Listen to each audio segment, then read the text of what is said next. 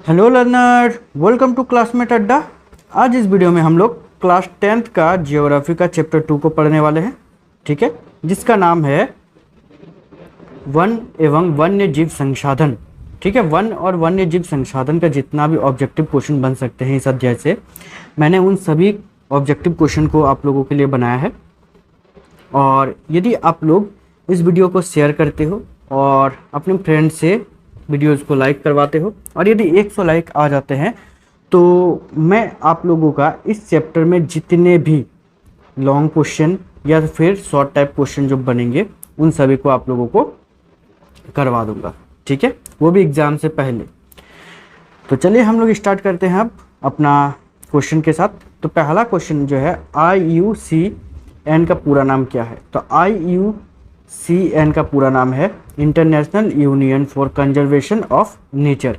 ठीक है, international union for conservation of nature. आगे यदि हम लोग क्वेश्चन 2 पर बात करें तो जिसमें बताया जा रहा है IUCN का हिंदी नाम क्या है? IUCN का हिंदी नाम क्या है? तो अंतर्राष्ट्रीय प्रकृति संरक्षण और प्राकृतिक संसाधन संरक्षण संघ। ठीक है, अंतर्राष्ट्रीय प्राकृतिक संरक्षण और प्राकृतिक संसाधन संरक्षण संघ। आगे क्वेश्चन पर बात करें तो जिसमें हम लोगों को बताया जा रहा है कि IUCN के द्वारा पौधे और प्राणियों की जातियों को कितने भागों में बांटा गया है? तो IUCN के द्वारा जो है प्राणियों और पौधे की जातियों को 6 भागों में बांटा गया है। आगे का क्वेश्चन है हम लोगों का कि वे जातियां जिनकी संख्या जीवित रहने के लिए सामान्य मानी जाती है उसे क्या कहा जाता है? तो वे सभी जातियां जो जीवित रहने के लिए सामान्य मानी जाती है उसको कहा जाता है सामान्य जातियां। मतलब जो 6 भागों में बांटा गया है उसी में से एक भाग है सामान्य जातियां। ठीक है, अगला क्वेश्चन पर यदि हम लोग बात करें तो सामान्य जातियों के 3 उदाहरण दे। तो सामान्य जाति के 3 उदाहरण पशु, साल, चीड़ आदि। ठीक है, पशु का मतलब होता है जिसको हम लोग पालतू बना करके रखे हैं उसको पशु कहा जाता है, स्पेशली वो शाकाहारी ही ज़्यादातर होता है। आगे यदि हम लोग बात करें कि वे जातियाँ जिनका लुप्त होने का खतरा है उसे क्या कहते हैं? तो वे जातियाँ जिनका लुप्त होने का खतरा है उसको कहा जाता है संकटग्रस्त जातियाँ। ठीक है, जिसका लुप्त होने का खतरा है उसे संकटग्रस्त जातियाँ कहा जाता है। आगे यदि हम लोग बात करें तो संकटग्रस्त जातियों के 3 उदाहरण दे। तो संकटग्रस्त जातियों के 3 उदाहरण तो काला हिरन है, भारतीय जंगली गधा है और मगरमच्छ है। ठीक है, भारतीय जंगली गधा और मगरमच्छ। आगे क्वेश्चन पर बात करें तो जिसमें बताया जा रहा है कि वे जातियाँ जिनकी संख्या घट रही है उसे क्या कहते हैं? तो उसे कहा जाता है सुवेद जातियाँ। ठीक है, जिसकी संख्या भी घट रही है उसको कहा जाता है सुवेद जातियाँ। आगे यदि हम लोग बात करें तो जिसमें बताया जा रहा है कि 3 सुवेद जातियों के नाम लिखे। तो नीली भेड़, एशियाई हाथी और गंगा नदी का डॉल्फिन। ठीक है, जो गंगा नदी में डॉल्फिन पाया जाता है वो भी सुवेद जाति में ही आता है। आगे यदि क्वेश्चन पर बात करें तो कह रहा है कि वे जातियाँ जिनकी संख्या बहुत कम है और विषम परिस्थिति के कारण संकटग्रस्त में आ सकते हैं उसे क्या कहा जाता है? तो उसे कहा जाता है दुर्लभ जातियाँ। ठीक है, आगे बात करें क्वेश्चन पर तो कह रहा है कि वे जातियाँ जो किसी विशेष क्षेत्र या भौगोलिक सीमा में पाए जाते हैं उसे क्या कहते हैं? तो उसे कहा जाता है स्थानिक जातियाँ। ठीक है, आगे हम लोगों का क्वेश्चन है कि स्थानिक जातियों के कुछ उदाहरण दे। तो स्थानिक जातियों के कुछ उदाहरण है निकोबारी कबूतर, अंडमानी टील और अरुणाचल का मिथुन। ठीक है, आगे हम लोगों का क्वेश्चन है कि वे जातियाँ जो इनके रहने के स्थान पर अनुपस्थित पाए गए हैं उसे क्या कहते हैं? तो वे जातियाँ जो इनके रहने के स्थान पर अनुपस्थित पाए गए हैं उन्हें कहा जाता है लुप्त जातियाँ। ठीक है, जो मतलब पूरे तरीके से समाप्त हो चुका है। आगे क्वेश्चन है कि 3 लुप्त जातियों के नाम लिखिए। तो 3 लुप्त जाति में डायनासोर आता है, चीता आता है और गुलाबी सिर वाले बतख। मतलब भारतीय चीता का हम बात कर रहे हैं यहाँ पर। ठीक है, चलो आगे हम लोग बात करते हैं। तो भारत में चीता को कब लुप्त घोषित कर दिया गया? तो भारत में चीता को 1952 में ही लुप्त घोषित कर दिया गया था। ठीक है, 1952 में।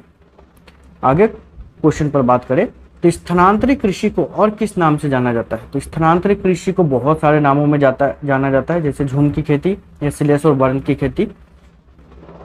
ठीक है, आगे बात करें तो पश्चिम बंगाल में बक्सा टाइगर रिजर्व क्यों खतरे में है? तो पश्चिम बंगाल में बक्सा टाइगर रिजर्व क्यों खतरे में है? तो डोलोमाइट के खनन के कारण। डोलोमाइट, ठीक है, डोलोमाइट के खनन के कारण।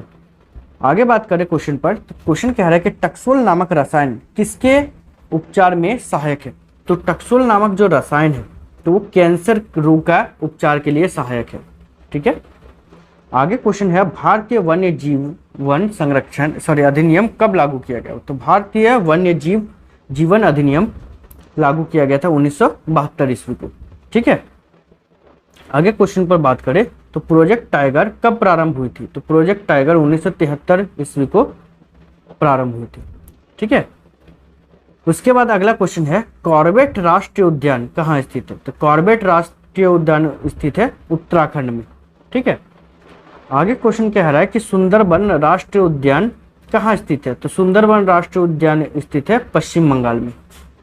ठीक है, आगे के क्वेश्चन कह रहा है बांधवगढ़ राष्ट्रीय उद्यान कहाँ स्थित है? तो बांधवगढ़ राष्ट्रीय उद्यान जो है वो स्थित है मध्य प्रदेश में। आगे क्वेश्चन है हम लोगों का सरिस्का वन्य जीव पशु विहार कहाँ स्थित है? तो सरिस्का वन्य जीव पशु विहार स्थित है राजस्थान में। ठीक है, अगला क्वेश्चन है कि मानस बाघ रिजर्व कहाँ स्थित है? तो मानस बाघ रिजर्व जो है असम में स्थित है। उसके बाद अगला क्वेश्चन है पेरियार बाघ रिजर्व कहाँ स्थित है? तो पेरियार बाघ रिजर्व है केरल में स्थित। ठीक है, अगला क्वेश्चन है कि भारतीय वनों को कितने भागों में बांटा गया है? तो भारतीय वनों को 3 भागों में बांटा गया है। अगला कह रहा है कि वैसा वन जिसमें वन और वन्य प्राणियों को संरक्षण प्रदान किया गया है उसे क्या कहते हैं? तो उसे कहा जाता है आरक्षित वन। ठीक है, उसे आरक्षित वन कहा जाता है। अगला क्वेश्चन है 29 नंबर जो कह रहा है वैसे वन जिसमें वनों में उपस्थित पेड़ पौधे को संरक्षण प्रदान किया गया है उसे क्या कहते हैं? तो उसे रक्षित वन कहा जाता है। ठीक है, आगे यदि हम लोग बात करें तो आरक्षित वन और रक्षित वनों के अलावे अन्य वन और बंजारे भूमि जो सरकार और समुदाय के स्वामित्व में है उसे क्या कहते हैं? तो इसे कहा जाता है अवर्गीकृत वन। ठीक है, क्वेश्चन नंबर 31 पर बात करें तो जो कह रहा है कि समुदाय द्वारा बनाए गए संरक्षित वनों में एक का नाम बताना है तो वो है भैरवदेव डाकब सोनचुरी। ठीक है, भैरवदेव डाकब सोनचुरी जो है ये समुदाय के द्वारा बनाया गया है, लोगों के द्वारा नहीं बनाया गया है। आगे का क्वेश्चन है कि चिपको आंदोलन कब हुआ? ठीक है, कहाँ हुआ?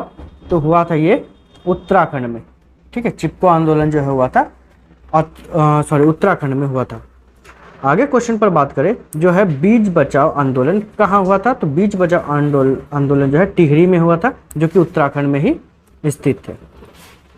आगे क्वेश्चन पर बात करें 34 में जो कह रहा भारत में संयुक्त वन प्रबंधन कार्यक्रम औपचारिक रूप से कब आरंभ हुआ? तो 1988 से।